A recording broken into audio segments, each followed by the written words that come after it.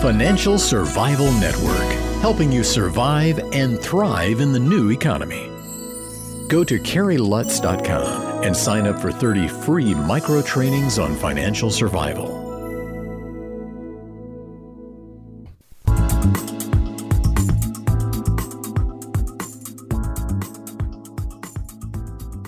If you remember, when you were a kid, truth and justice for all, it was the American way. At least it was on Superman anyway. But where's the justice for the Wall Streeters who set in motion a scheme that has stolen and continues to steal trillions? And where's the disclosure of the government's exact role in this financial debacle?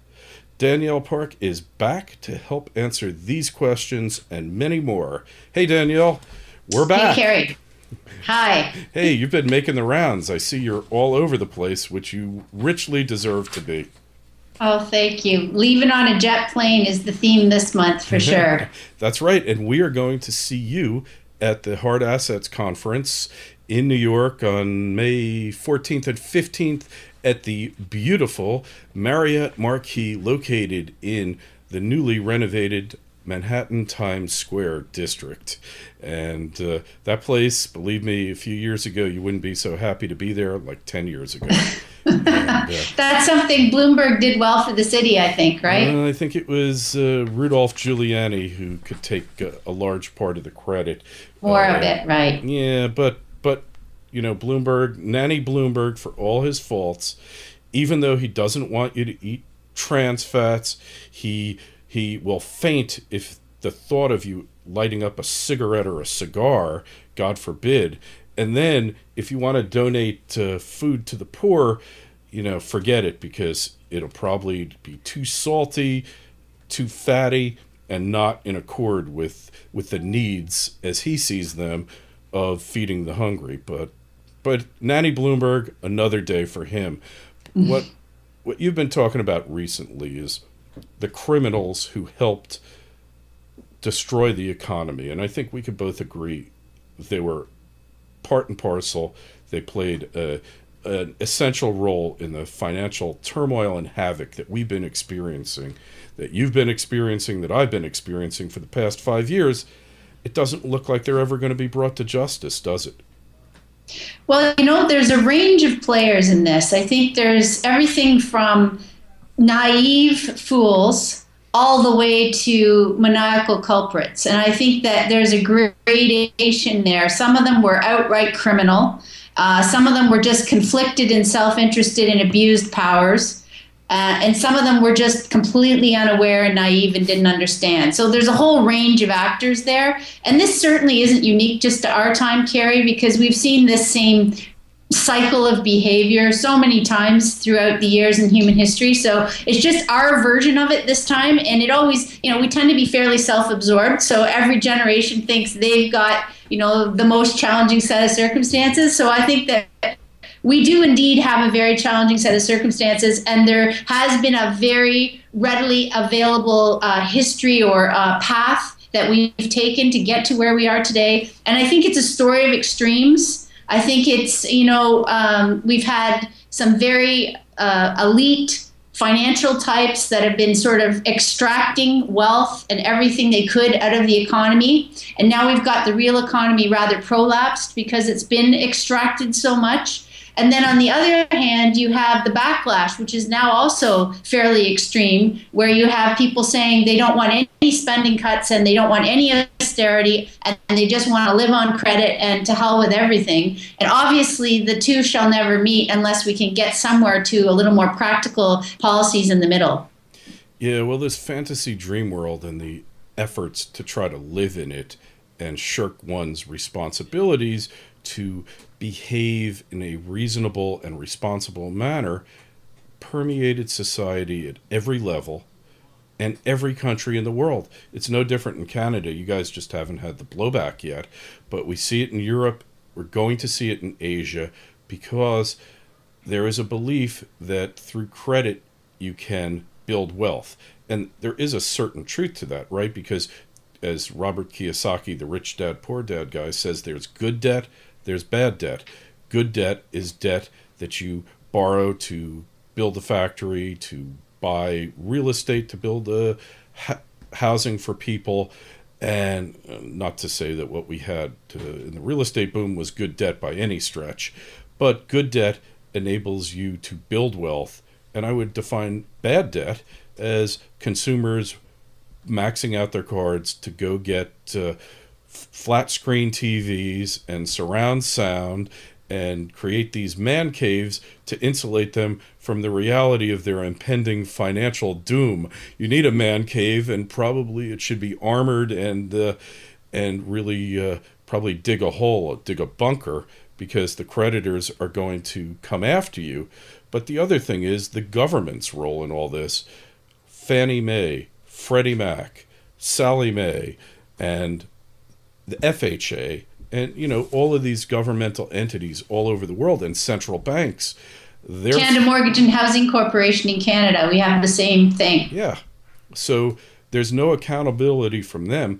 And while they might not have directly profited, so that maybe takes the criminality out of it, although some of these guys in Fannie and Freddie that cook the books, we would have known years before that these institutions were insolvent and could have put the brakes on this, but because they were cooking the books, they hid the truth, kind of like what the government does now in manipulating precious metals markets to make you think fiat currency is all hunky-dory. Well, it's the same old. Leverage on the way up looks brilliant. You look like a genius when you're adding on leverage because you're magnifying growth. It's like you have a small fire and you keep throwing some gas on it and you get a bigger blaze. So you take, the captains of credit take all the accolades for creating that on the way up. And the politicians are just desperate to get reelected. So they jump on the bandwagon, try and get the stuff out of their way to let the champions of industry show us the great way and the powerful men that they are and all that. And then it's just, you hit a roadblock where credit can't be added anymore, where you've literally, the bonfire consumes itself. And then you go back to the workers and you say, well, you can't have that anymore. And you can't have those benefits that we promised you. And you're going to have to take a cut in pay. And here's the thing. The reason we're having so much blowback right now, I believe, in the world, in all over Europe, all over the world, you're seeing real people, real workers blowing back on governments and the status quo. And the reason I believe is that they were also brought along on the great inflation trade up as the debt was added. Poor behavior and habits were enriched and permeated everywhere, because when you've got cash flow and you've got credit, you don't necessarily have to do anything intelligent with the money. You can just get by, right? You can keep adding zeros. But once you get to the hard part, and this is where things like, when the going get tough, the tough get going, all these sayings that our ancestors developed because of these periods where you come to the end of the line of credit and all of a sudden everything that was is no more. And now you look back on everyone and go, wow, your behavior is terrible. It's atrocious. It's unsustainable. Yeah. And everyone says, what do you mean my behavior? What about your behavior? But, I was watching a movie from the 40s about a black and white movie the other day at the gym. And it was talking about how in the 40s in Washington during the war, as an example, they had to share apartments. If you had an extra room in your apartment and you didn't have anyone in there, you were supposed to, as your civic duty, put out a sign to say you had a room to rent. If you went to get in a cab, for example, out front of a building, you couldn't just say, take me to my house. The cab had to wait to get several people in the cab so that it was a full cab before he went. Why? Because they were very focused on using resources very carefully. If you think about that, that is exactly the opposite conditions that we've been trained on in the last 30 years. When we were trained to think that everything was free and money was credit was easy and nobody had to pay. You could cut taxes down to nothing because who cares? We're just going to lever it back up. And so now we're into the next phase, which always comes. So I think that the blowback is because they've tried to bring in the austerity, which is like this abrupt halt, saying to people, now your behavior is all wrong, we have to change everything, but trying to maintain the status quo on the other side where they don't have to take their hits and losses and lumps in the finance sector. And that's why you've got this great disparity going on between the workers and the ruling classes, so to speak. Yeah, there's a lot of unfairness when you think that the bankers get bailed out, they get their huge bonuses, nothing changes in that regard, and then you're asking the working guys to take the hit, but you're really asking the government workers to take the hit. And we know about the abuses in their compensation, their pensions, their health care. The abuses have been well documented because they followed it up. You know, when the economy is great, tax revenues are flowing, they got their hand out, and now they really don't want to cut back. But there is an unfairness issue, and I think the people in Europe really have repudiated the concept of bailing out the banks. I think if the pain was spread around initially, rather than just printing up the money to try to paper over it, you would have a more cooperative and, you know, just a general willingness on people to do what was necessary. But when they see favoritism, when they see government protecting certain classes to the detriment and exclusion of others, then we wind up with governments being repudiated. And I'm questioning whether or not anything really changes, because the central bank, you know, is the central bank. The king is dead. Long live the king. Well, here's the thing. We have definitely a lower growth environment in a post-credit bubble world. So you're going to have less growth. We've had that for the last 3 years. This recovery has been the worst recovery since the 20s, like horrible recovery, very low growth. And now we're probably into periods of negative growth in many countries. But so that means if you think about that on an individual or business level, it means you've got less customers, you've got less revenue coming in. Now, the art of it is, how can you make that revenue go round? Okay, so obviously spending cuts for sure, but there's certain subsistent level spending that must be maintained. Certainly, if you're going to have a civil society, you're going to have to maintain things like roads and firefighters and police and, you know, teachers. You're going to have healthcare. You're going to have something, or you're going to have complete disorder. So you have a subsistence amount of spending that has to be maintained. If they had not given so many dollars to the bankers and the bondholders, if they were not trying to serve those debts right now at 100 cents on the dollar and keep up the interest payments, they would still have some revenue available to keep up a decent level of, you know, amenities in the society. So I think this is what you see in Greece. You've got, yes, it's a welfare state. Yes, France hasn't had a balanced budget since '74. Yes, they're, you know, the biggest public spending public spending is 55% of GDP in France. All these countries are a welfare state. They've been nurtured on too much spending and too much credit and too much entitlement. Fine. That's our whole generation. That's across the Western world. The difference, I think, is that I disagree with people like Paul Krugman, for example, who say you have to keep up the spending at all costs. I say, no, you have to cut back the spending, but you also have to stop servicing debt, which should not have been maintained at par, should not be maintained, should be written off. That's what we have bankruptcy for in capitalism, and that's what we have not allowed to happen on those debts that should be written off, and then redirect lower spending to things that will really matter in getting the working people back into a place of recovery. Yeah, and credit bubbles require that the excessive debt that was incurred during the boom period be liquidated, and we haven't allowed that natural kind of creative destruction, as it's been overused time and again. But you need liquidation. You need to liquidate the malinvestment and the misinvestment, because if you don't, then you get too big to fail. Then you get banks that have way too much power and suck the marrow out of your livelihood, out of your wealth. And, you know, I agree with some of what you're saying as far as maintaining the social safety net. I don't think you could just expect people to go cold turkey. You will have blood in the streets, and I think that they very well might have caused that scenario by not liquidating the debt, by not taking over the banks and wiping out the creditors and liquidating the sovereign debt, defaulting it. But nobody wants to do that. And now we're left in a situation where, you know, even to think of phasing out a major program that millions of people are dependent upon it just can't be done. And then you're just facing utter collapse. So running from the collapse, it looks to me like they've run right into the arms of the next collapse, which potentially is going to be greater.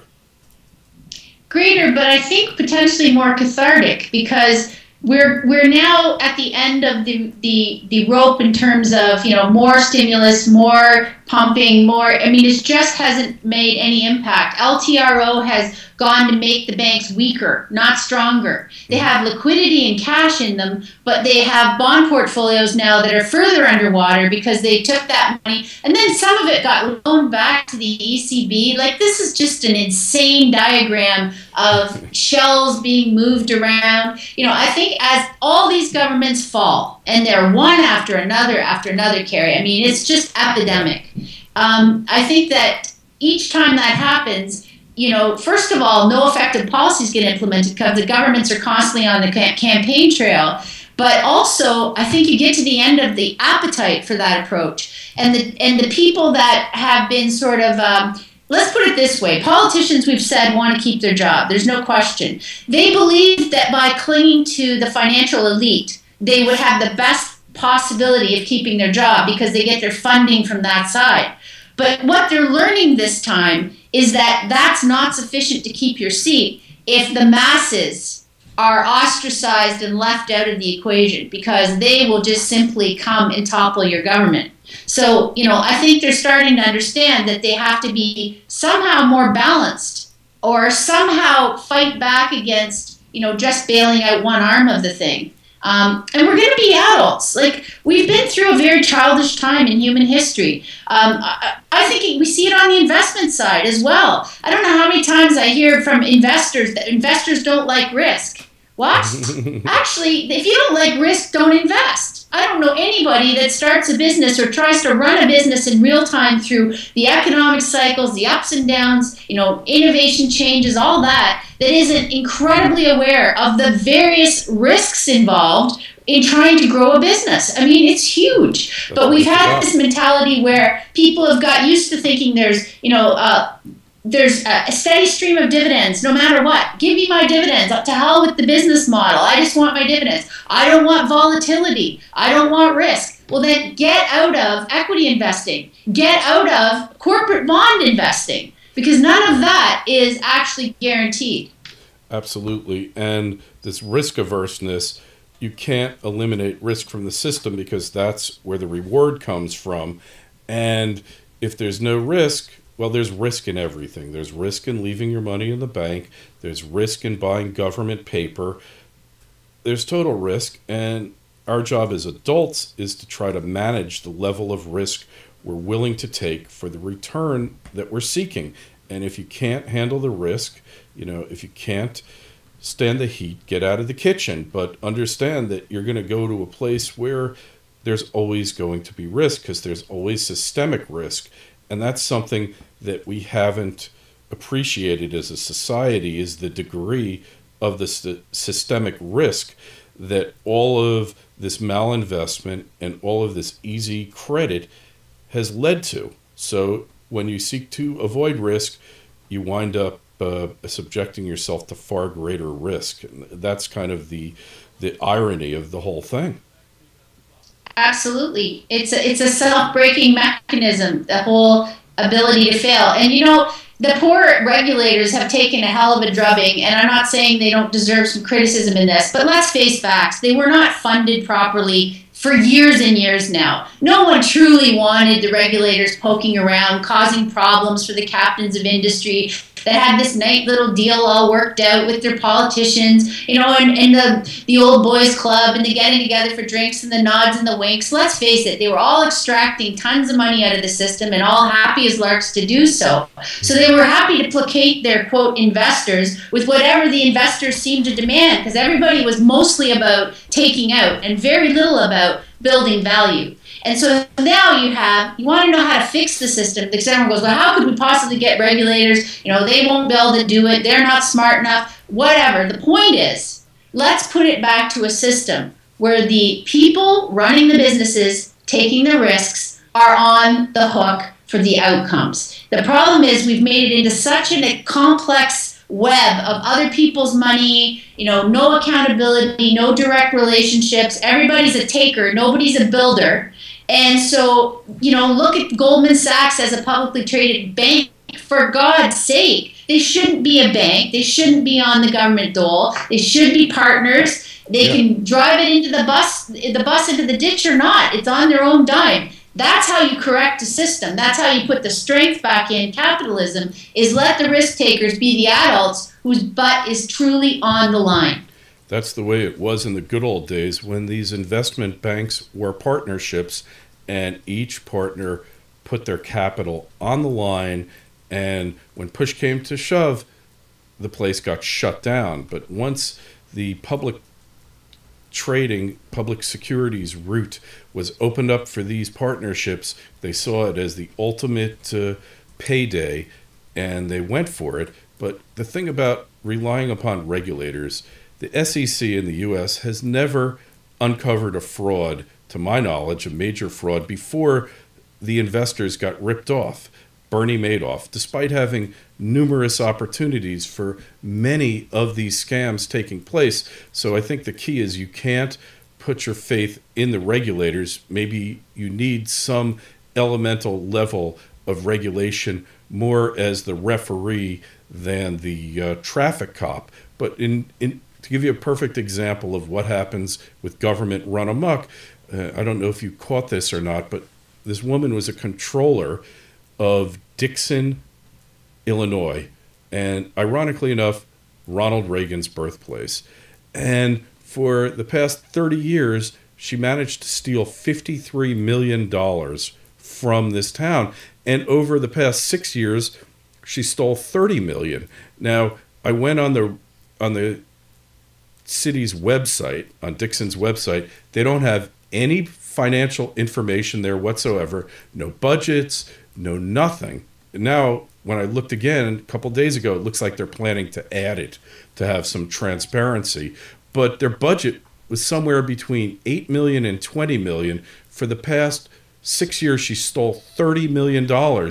Didn't somebody notice that? And then in the last minutes of their city meeting, they're saying, oh, we have an $850,000 deficit, no raises for anybody, we have to cut back. And she could have just written them a check or put the deficit on her Amex card, because she had charged up $2.1 million on her Amex to the city. And these, I don't know how you find the saintly people who are really going to protect the public. I think that all the government can really do is set the rules and try to enforce them and encourage people to, caveat emptor, really, because I just don't see the government protecting people. It's a concept that sounds good in theory, but in practice hasn't really happened.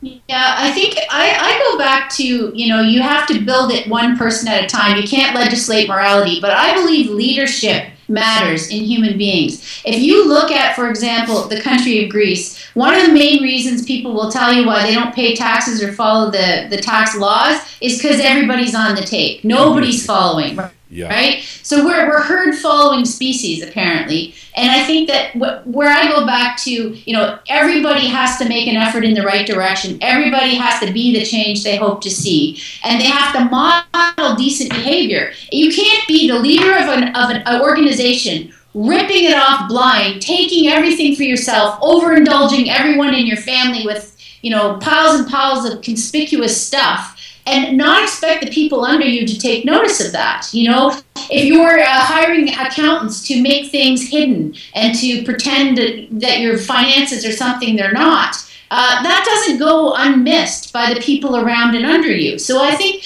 we have to start with trying to just lead in the right direction. We do have to throw some of them in jail. But I think generally speaking, we have to bring it back to a culture of some accountability and morality. And I think it can happen. I mean, it's an ebb and flow. We've seen it before. I think it can turn around again. I think another thing that's very interesting is typically, like, for example, look at Hollande in France, okay? So he came in on this platform of to hell with austerity, push back, go get stuff, Germany, all that, right? But the reality is, once he gets in the job, he's got this financial audit coming up in June, which is going to say, oh, we can't actually, we can't continue to spend the way we are because we don't have any money. Like, that's a news flash, right? We're out of money.